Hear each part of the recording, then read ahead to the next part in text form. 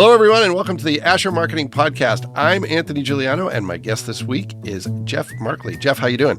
I'm good, Anthony. How are you? I am great. Thank you so much for joining us. We were just talking a little bit about our mutual friend, Larry Wardlaw, who I mentioned I have never heard someone say a bad word about. Is that true in your experience? Can I take the fifth? No, nobody has a bad word to say about Larry. Well, if we could only all be so lucky. I know that that's not true of me. So we will stray away from that conversation very quickly so you don't start saying bad things about me. But thanks for doing this. I really appreciate it. No, I'm happy to be here. Thanks for asking. Well, as you know, Jeff, we talk about your career path, your organization, some of the things you're working on. I want to start with career path, because you've been in the nonprofit world for a while, but that's not really where your career started. So tell me, if you can, when did you first start thinking about what you wanted to do? Where did that take you? And when and why did you pivot away from that? Oh, gosh, that's why you're in charge. Those are good questions. Okay, so, I didn't know what I wanted to do, actually, right out of high school. Same experience college. for me, yeah. A lot of people know I'm going to college to do this, and this is my career, and I'm set, and I'm good. And I've always been that person who kind of took that road less traveled. Yeah. Right? Yep. Like my brothers and my mom and dad all went to Ball State. Mm-hmm. I wasn't going to go to Ball State. Okay. Right? So I went to IU. Mm-hmm. Further away, big school. And I studied, actually, criminal justice. Really? When I was in college. What led you to that? I actually loved the coursework. Okay. All right. I loved the study of the criminal court system and probation. Yeah. I found it really intriguing. I got to visit the state penitentiary in Terre Haute. I think it's Terre Haute. Mm-hmm. But then when I got out, I thought, I really don't like the work that's available, Well, right? and I think that's something that a lot of young people don't realize is it's a guess, sometimes an educated guess, sometimes not even an educated guess. And then it's like, oh, I have this degree, but what if I don't want to do that? Yeah. Well, my very first job out of college, actually, I worked in loss prevention. Okay. For a major national retail company, Which is a really challenging job. And it was really negative. Yeah. You're only dealing with people who are in dire circumstances or not so great people, or not, at least not at their best. Right. And then you're always looking for that. Yeah. You're never looking for the good in people. You're always looking for the people who are suspicious or acting funny or so that just didn't last very long, actually. So I did kind of make an early pivot. And then you decided it wasn't for you. And I decided it wasn't for me. Yeah. So then actually I took a job with Park Center. I worked in a group home, an adolescent group home for girls. Okay. For about a year and a half. Okay. And that was a great eye-opening job. Mm-hmm. The trauma and the experiences that some of those young girls had gone through. Oh, sure. Put them in this position was of no fault of their own, really, right? It's the circumstances they're brought up in. Yeah. And then that was right around, I graduated in 86. Mm-hmm. So we were kind of right in the height of the AIDS epidemic. Mm-hmm. And it was hitting Fort Wayne. Yep. So there was I had been a volunteer with what was then the AIDS Task Force. And there was a position that came open with the local health department for an HIV and AIDS, we call it disease intervention specialist. And it was, people thought I was crazy for applying because the grant was a grant. It was for 6 months only at the time, and it was like $10,000. Wow. Okay. But, people talk about kind of having a calling to do something, and it just seemed like it was the right step for me. Yeah. So that was originally then your entree into that was a city position, a grant-funded position. Correct. Okay. So when the 6 months was up, was the job done? It was not done. It was renewed. Okay. It was renewed. All right. I stayed in that position for 6 years. Okay. Well, actually became, so I was the first HIV and AIDS program coordinator for the city during that time period. Okay. Yeah. All right. And where do you go from there? I don't want to rely only on what LinkedIn tells me because sometimes LinkedIn is wrong. So where do you go after that position? Well, so interesting. So I loved the work. Yeah. But I will have to say at that time, it was super political. Mm-hmm. So there were a lot of challenges from local politicians, people in power. Yep. So that became really frustrating. Mm-hmm.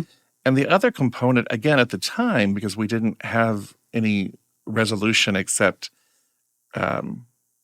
guided treatment to death, right? Because there was no pain intervention, basically. Right. Yeah.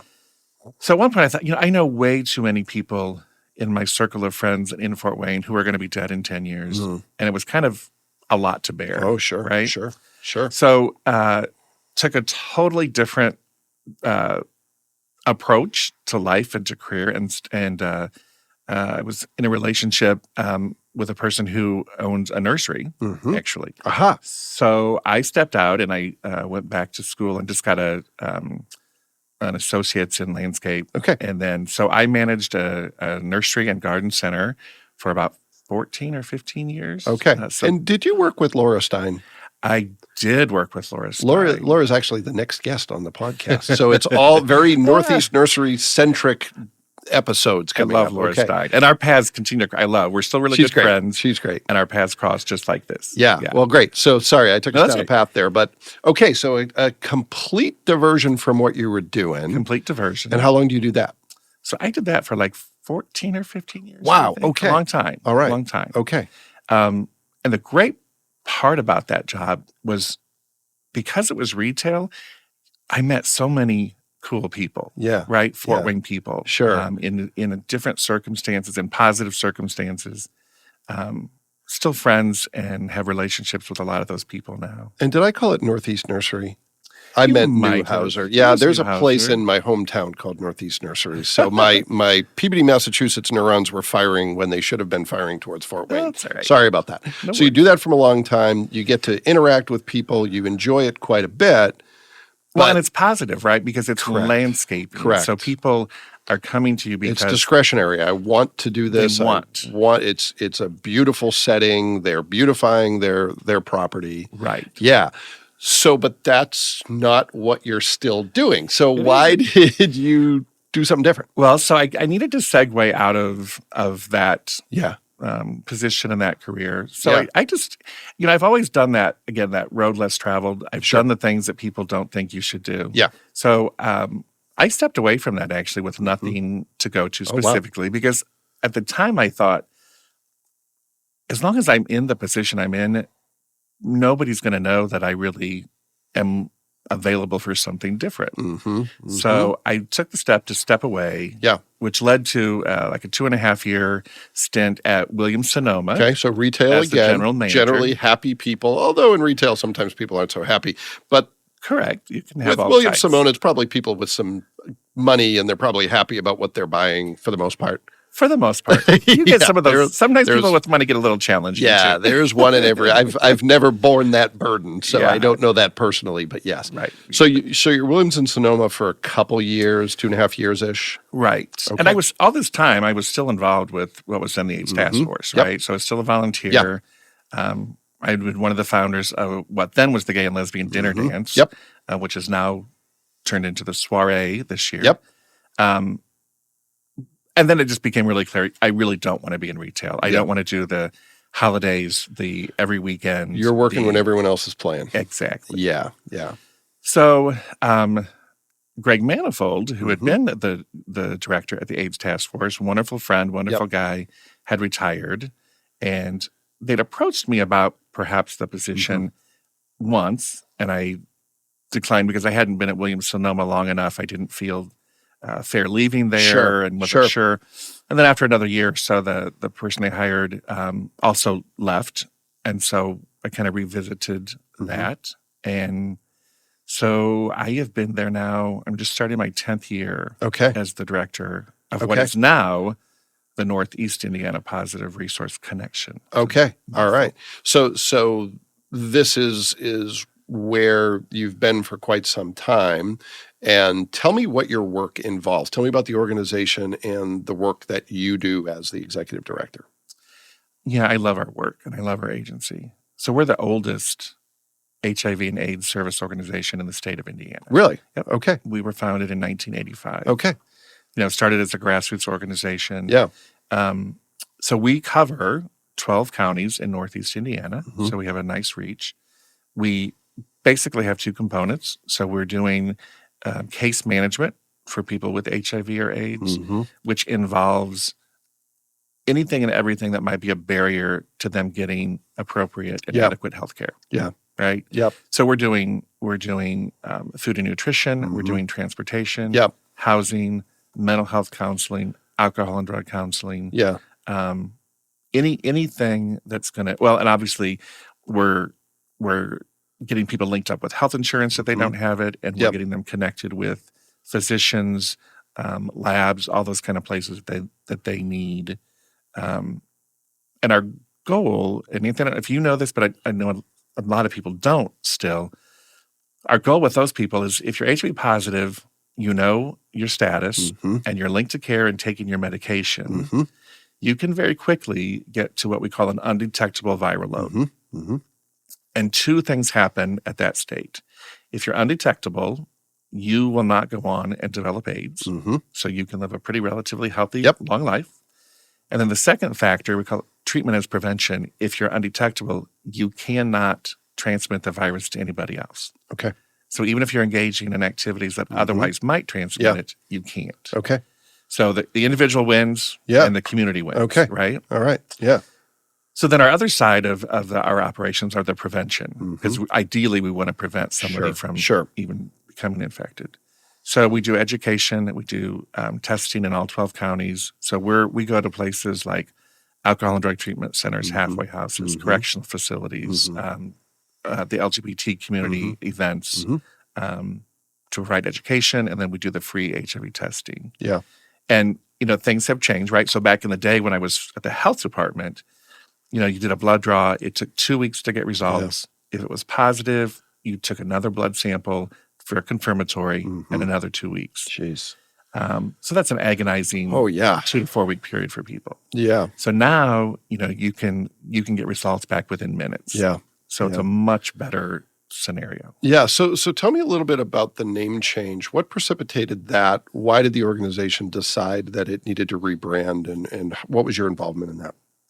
So I had been at the agency maybe a year or two, Mhm. and I was just looking at our stats. Yeah. And the majority of our clients at that point were HIV positive, Mhm. but did not have AIDS. Okay. So the AIDS part of our name was a little bit of a misnomer, Yeah. right? And it was also kind of a dark cloud hanging out there for anybody that used our services, Sure. that eventually I'm going to get AIDS. Yeah. Well, and as difficult as a topic as it might be, Indiana's reputation was not great when it came to AIDS, based on Ryan White and some of the Correct. things that had happened early on.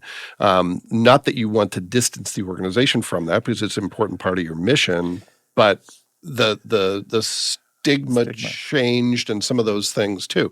So tell us more about that name change and some of the other things that you decided needed to have more light shown on them in terms of your mission. Well, right. So we took, this was a year process, Yeah. right? So we Yeah. involved the board, we Mhm. involved staff, Yep. clients, and community members. Yep. And the other part, task force, we were 30 years in or Mhm. 25 years in. By definition, we were no longer a task force, Yeah. right? And if you were doing a very Right. good job. Yeah. So Yeah. none of it just made sense to maintain Sure. that. Sure. And I'll say, we also had, we had clients, you talked about stigma. Mhm. So they would take their case manager's business card, which said AIDS Task Force, and they would rip the AIDS part off so that if anybody found the business card or saw it, Wow. they wouldn't know what it was related to. Wow. So, like I said, we took a year Yeah. to figure this out because Yeah. we wanted to know what the impact would be on the community, our Mhm. clients, everybody, funders. And it just made sense that we needed to kind of become a little bit more relevant. Mhm. It also allowed us to expand our purpose and mission a little bit. Mhm. So, for instance, we've added hepatitis Mhm. to our repertoire of, Mhm. of infections that we manage. Mhm. Really wouldn't have fit under our previous mission and name. Yeah. So Is that primarily because of a need in the community, an unmet need? Were there other factors that drove the expansion of the mission? the need, and there's often a co-infection of Mhm. HIV and hepatitis. Okay. So Yeah. it just kind of made sense. Yep. for that marriage to happen. Sure. And what does the organization look like? You're obviously the person who sits in the executive director chair, but what does the team look like? And you can include in that board and volunteers, but also staff. How big is the organization, and what do the different folks who are involved, how do they contribute to the mission? It's interesting because that's one thing I think that people have a misconception about. Because it started as a grassroots organization with no budget, no paid staff. So, our budget this year is about $1.6 million. Yeah. Okay. We have 20 staff members. Yep. So it is sizable. Yeah, for sure. For sure. Again, when we first started, it was 100% volunteers doing the things that nobody would allow us to do at this point. Yeah. So it's a challenge because we can't use volunteers in the same way we used to because of HIPAA, because of confidentiality. Yeah. The need has changed. So we always struggle a little bit trying to find a way to work volunteers in because we want to, and we have people who want to volunteer, but it's just a different game than it was 30 years ago. Sure. And you have to put your stakeholders first, your key stakeholders, those you serve. Correct. Yeah. Correct. So, Jeff, what are some of the things that are taking up most of your time and attention? And you can include in this not just what you do at Positive Resource Connection, but also in volunteer efforts. What are some of the things that are the biggest rocks that you're trying to move forward, if you will, in your professional life? Yeah, one of the biggest ones on our prevention side is PrEP. So PrEP is pre-exposure prophylaxis, and it's another huge tool in the toolbox to prevent anybody from becoming infected. So basically, it's one pill that somebody can take once a day. Yep.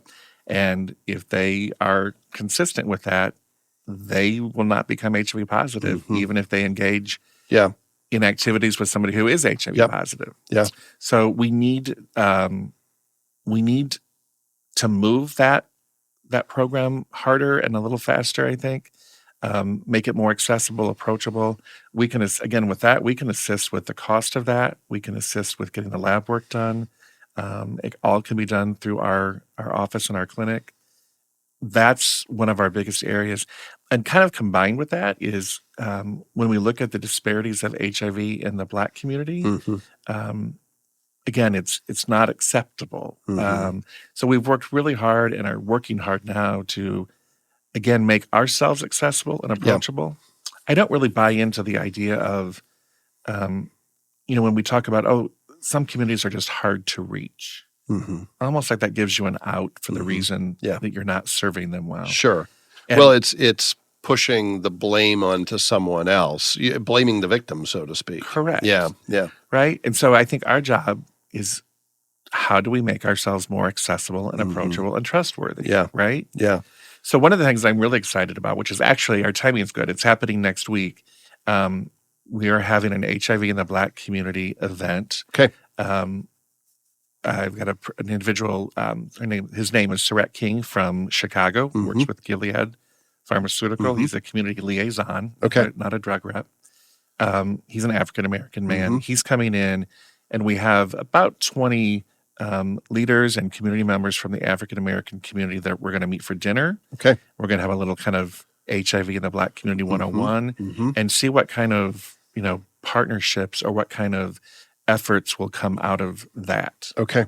So super excited about that. For sure.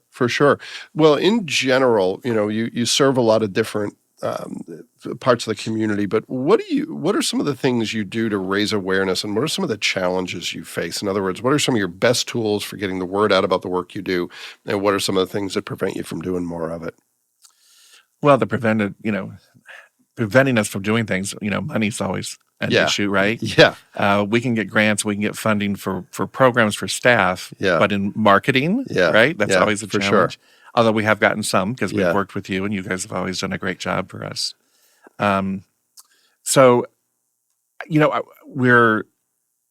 We've in the last 5 years, maybe, we've brought on a community events manager. So Alex Sauer is great, and she does our social media, which has been really helpful. We have a new website, so working those angles, trying to be present. I think one of my main jobs is being the networker, being the relationship builder. So attending events, meeting with people, it's important for other leaders to know that we exist and other agencies to know that we exist and what we do, Mm-hmm. so that as they go through their day Yeah. and they're encountering individuals who might be in need of our services, Sure. they know who to refer to. Yeah. And it's not a cold call. Yeah. They'll know us, and Sure. we can go from there. So that's been really great. How, if at all, and you can tell me I don't know what I'm talking about, and you would not be the first person to say that, and be accurate by the way. How at all has the work changed over the past couple of years with the pandemic? We're seeing a lot, more debate about science and prevention and these things that, I'll go on the record as saying 5 years ago, I didn't think we're all that controversial. But how has that changed your work at all? Has it impacted you, or has it been pretty much business as usual for you, maybe with some changes in how you get the message out and how you connect with people? Any impact there? Sure. I mean, the impact definitely during the pandemic was we did almost no HIV testing. Yeah. The facilities that we normally go to, Mm-hmm. we were all on lockdown. Yeah, sure. So we didn't go there. We didn't have a lot of people coming into our office. Mm-hmm. And I think there was this inherent apprehension about going to medical facilities. Yeah, for sure. So testing dropped way off. Yeah. And then when things kind of slowed, or, when the pandemic slowed down a little bit, we anticipated a faster, more, a stronger bounce back in people getting tested, which has not happened. Yeah. It's been slow. Mm-hmm. So I think there's a little bit of people being overwhelmed and satiated with getting tested, prevention, treatment, all of that has been so prevalent in the news. Yeah, just fatigue over the whole topic. Yeah, unfortunately. Well, and then we also are on the cutting edge right now of monkeypox. Mm-hmm. Mm-hmm. So we have been kind of charged with heading up some of that for the local area. Yeah.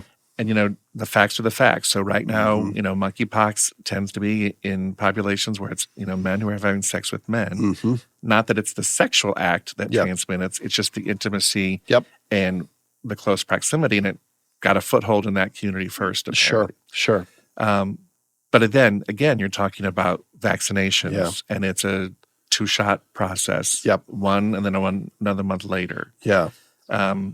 So we've had good response, but we've also had some challenges, I think, with people just being, like you said, fatigued with vaccinations. Yeah. Yeah. Well, and from the limited knowledge I have from my small circle, I think everyone is just, a little bit more cautious about healthcare in general, in ways that might have long-term negative effects. And I think there were some positive effects. I mean, my hope is for your organization, like others, people are more comfortable with things like, telemedicine that might lead to earlier intervention. I think that's a good outcome of all this, but it's definitely a mixed bag for all of us. Well, interesting. So we found during the pandemic when we went remote and we did a lot of the telehealth, the no-show rates by clients and patients dropped precipitously. Yeah. Did I say that correctly? Precipitous. That's a big word. It sounded good to me. Yeah. On a Tuesday. So because it was easy, right? Yeah. For a lot of our clients who have to transportation sometimes an issue. Yes. And if you're not feeling well, it's much more difficult to take yourself somewhere than to just flip on a screen. Yeah. Right. Yeah. I think we forget if we're used to just driving to an appointment and back. Yeah. Maybe that's an hour. Yeah. But if you're taking, thank goodness we have public transportation. Yeah. But it could be several hours to get from bus to bus to a place. For sure. And then you have to wait because you got there early, and then you have your appointment, and then you have to wait. And that's not even factoring in, do I have to, miss work? Is that even allowed? How flexible is that? I mean, there was a point, Jeff, where I say this a lot, but I think it was just yesterday. I said, how did anybody do this before we had as much flexibility? And I'm very fortunate that I don't have some of those barriers. Right. But I was like, how did I live when I actually had to go somewhere every day at a certain time? How did I get anything done? And when you factor in health concerns and other factors, It's a very different world in some ways, a better one. And that earlier intervention and that lower instance of people being no-shows, I think is hopefully a big boon to the work you do. Yeah, I think so. I mean, and it's taught us, right? We don't have to do things the way we did them before because Yeah. we thought they were prescribed that we had Yeah. to do them that way. Yeah. We don't. Yeah. We all learned that. Mhm. We can do things differently, and we're not breaking any laws. Yeah. We're not, Yeah. being unethical. Well, when it's your only option, you realize it's not all that bad, and Right. can be as good as, or at least only marginally worse than the option that's way more difficult. Right. Tell me about your board, and don't need to get into too many details, but the makeup of your board. How do you find good board members? How do you keep good board members? And how do they impact the work you do? I ask this question out of personal curiosity because I have been both the victim of boards and a board member. So how does that fit into your organization? Yeah, our board's pretty important. Mhm. And we typically have a really good board. Yeah. I think if you want to be on our board, it's because you've got a connection, you're passionate or compassionate about it. Yep. So we have a good mix, Mhm. like any board Yeah. should. Yeah. So, we have our expertise in finance and in Mhm. legal issues and marketing. Yeah. But we also have just general community members, Yeah. right? Yeah. Who are representative of the populations we serve. It's always a challenge. I mean, a lot, Mhm. the good people are always sought out Sure. for multiple Sure. boards. Sure. But I think once we have people on our board, they don't leave Yeah. unless it's because they're moving out of town or there's some other circumstance. Yeah, well, I'm really glad to hear that you put the passion piece first, because I've been on boards where it's kind of like, we need someone with a financial background. This guy, has that. Let's put him on the board. And he's like, where am I and what does this organization do? Right. Where I've seen board members really thrive is when they're first really invested in the cause one way or another. And it sounds like you've made that a priority. And I'm sure that's a difference maker in terms of retaining board members. I think it is. And it's the one thing that I know we do different than a lot of boards. A lot of boards will have a financial giving requirement Yes. of a certain level. Mhm. And we don't do that Mhm. because we don't want to exclude somebody who has the passion but maybe doesn't have a financial resource. Yeah. So, the resources people bring are it's their passion, it's their time, it's their energy. Yeah. We love it if they can bring money along Sure. with it, but it's not a requirement for us. Well, I think it's great that you make that clear up front. I think where that gets problematic is when there are unspoken expectations. When someone isn't told coming in the door, hey, we expect you to give, or they're not giving the relief of, hey, this isn't a requirement, it's nice if you can. There have been times when I was younger and served on a board, and it was like, well, of course you're supposed to give. And I was like, I just didn't know that. I've never done this before. So I think it's great that you make that clear, and starting with what's most important in the organization, we have people who care and are going to be here for the right reasons. I think that's great. Well, I want to pivot to a few more quick hit questions. The answers don't necessarily need to be quick hit, but the questions will be, hopefully. First is about your career. You've done a lot of different things. You've tried things and realized they weren't for you. And then you found something, or at least appears you have, Jeff, that is really where your passion lies. What's your best advice for others when it comes to building a successful career and a fulfilling career? Well, it's going to be different, obviously, for different people. I think what's worked for me is I've always been relationship driven for the purpose of the relationship, not as an opportunity. As a means to an end. Right. Yeah. So having those relationships has been really critical in people who have mentored me along my path, people who have connected me with other individuals or other organizations has been really critical. So I think it's really important, especially if you're going to be in the nonprofit world. Know your community. Yeah. Know the other social service organizations. Do your research. Don't hesitate. I did it when I started this job or other jobs. I'll call somebody up and say, I did it with, bless her heart, Community Harvest Food Bank, Jane. And I called Jane. I said, would you have lunch with me? Yeah. Yeah. You've been around longer, and I would love to know what your insights are. Oh, sure. And it was great. Yeah. One of the key things she told me was, one of your main responsibilities as a director of a non-for-profit is to protect your non-for-profit, Mm-hmm.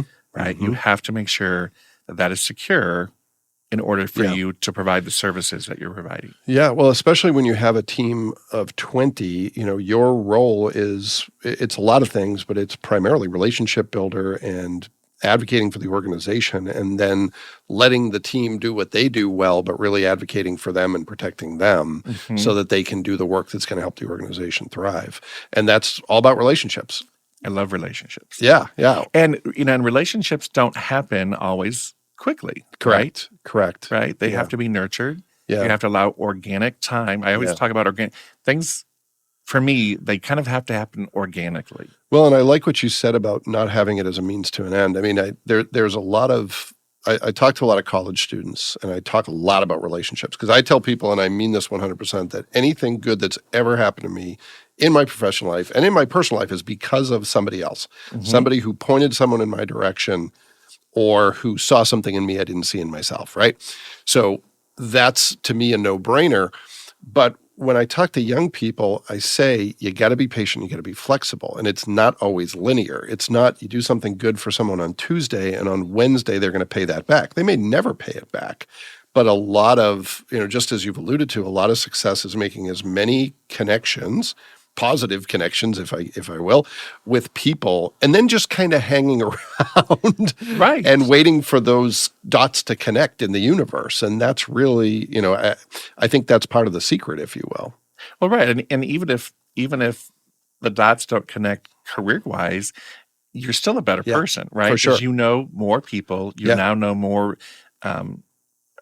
people's backgrounds, different lifestyles and culture. Yeah. So it's never a negative. Well, and even when it's, in 2022, newsflash listeners, there's a lot of people who aren't going to think like any of us, who are going to have very different beliefs and worldviews, but you still want those folks in your network so that you can learn from them. And there's times when, I've left conversations very angry, but said, okay, I understand that perspective better. Right. I think that's critically important today when, social media is a double-edged sword. We can shut off all the voices we don't like, but I think it's important to let some of those in. There was a quote I heard the other day, and I'm going to botch it, but it basically said that empathy does not equal agreement, right? You can empathize with someone. That doesn't mean you agree with them, but the world needs a lot more relationship building, not just with the people who, sorry, I'm going off on a soapbox here. Go ahead. But I really believe in the power of relationships, and, people will surprise you sometimes too, right, if you let different perspectives in. Well, and right, don't you think part of the key on that is like you just said, you don't have to agree, but if you can get to a place where you can try to understand their thinking or where they're coming from, it can cause you to think about things differently and to think about them a little differently. Yeah, for sure. Right? For sure. To kind of understand the humanity behind whatever issue it is, to understand, there's probably a reason people think what they think, and there's probably at least some things we have in common if we give it enough time. Right. Some people will exhaust your patience before that time, is there, but certainly I think it's something that, especially in a community like, I've lived here now. I've lived in Northeast Indiana for more than half my life, and this is home now, but it's a conservative community. And, when you're doing work with people who are underserved, I'm sure you run into challenges that, but you got to be open to different perspectives because you need the whole community. Right. We can't close that door. Yeah. I can't close that door. Yeah. Right. Yeah. Because then we're done. Yeah, for sure. You have to keep dialogue going. You have to keep relationship going. Yeah. Even if you're not on the same page all the time. Yeah, for sure. Wow, that got really deep, Jeff. We went down a path there. I know. And I think I took us there. 100%. You were driving. Okay. I put my seatbelt on. All right. Next question has to do with your organization. What's something you think that is underappreciated that deserves to be better known about your organization, or a myth or misconception that you want to clear up about your organization? Well, again, I think people might be surprised to know. I mean, we are the only game in town. We are the only organization that does what we do in all of Northeast Indiana. Mm-hmm. We don't charge for any of our services. Yep. And I am a firm believer that, we talk about, especially recently, ending the HIV and Hep C epidemic. Mm-hmm. So, we talk about zero is possible. So 0 new infections is possible. Mm-hmm. And when we look at it from a global perspective, for that to happen globally, we have to do our part in our 12 counties in Northeast Indiana where it can't happen. Yeah. So we're this little cog that impacts the world, right? Mm-hmm. So I think it's important, one, for people just to realize that truth. Yeah. And to know that, thank goodness we don't see visibly AIDS like we did 30 years ago. Mm-hmm. But it still is here. Yeah, right? sure. It Sure. hasn't gone away.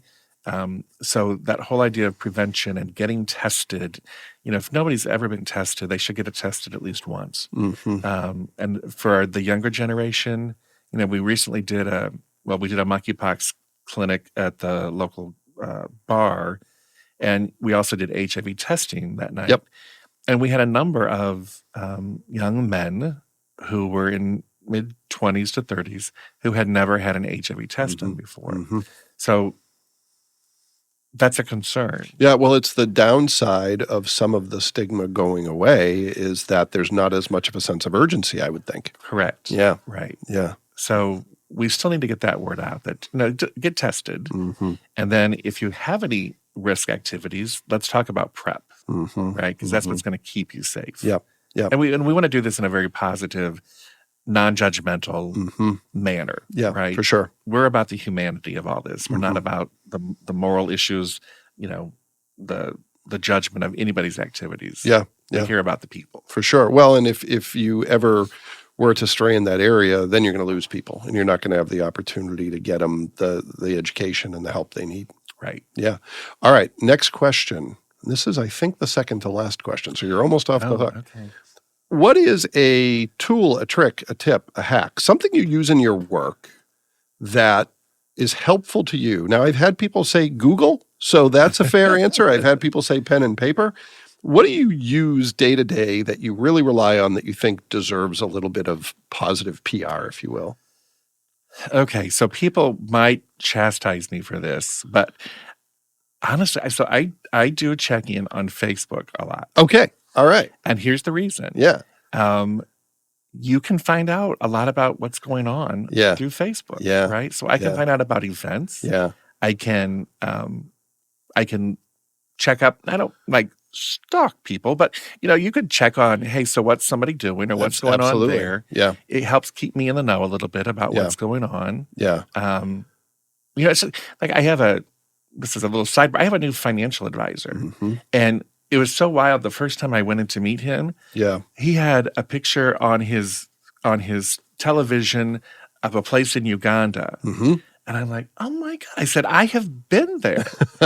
Not even thinking anything, right? I'm like, that is so weird that you have that up there. And then we're talking a little bit more, and he brings something else up, and I'm like, how did you? And he's like, oh no, I checked your Facebook bio, right? Yeah. So he knew all this stuff, which helps make relations. Oh, for sure, for sure. Well, and I'll go on the record as being of two minds with Facebook. I left Facebook personally. I've left it twice, once for 4 years, and now the past couple of years.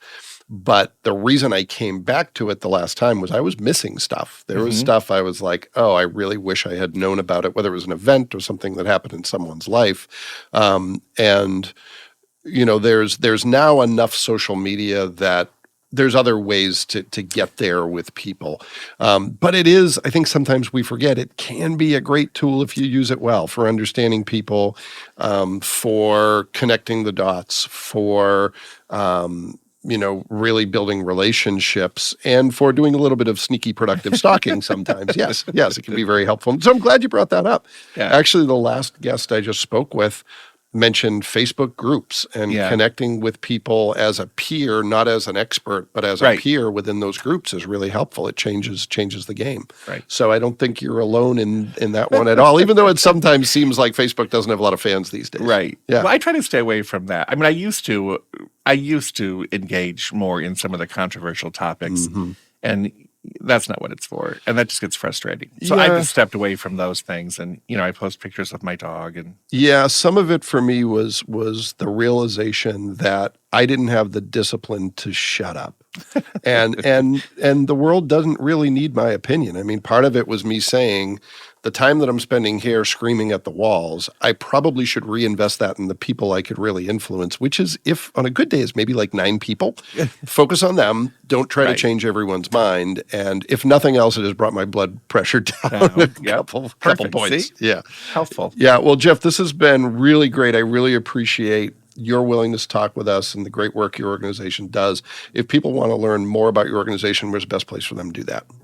Well, the best place would be our new website that Azure Agency produced for us. Aha. Which is, That was a sneaky little, I wasn't even know it was self-promotion, but it was, yes. It was. PositiveResourceConnection.org. Great. Well, thank you so much for doing this. I really appreciate it. Thanks, Anthony. This was really fun. And thanks to everyone who took the opportunity to listen to this episode of the Azure Marketing Podcast. We'll be back next week with another great guest, and we hope you'll join us then.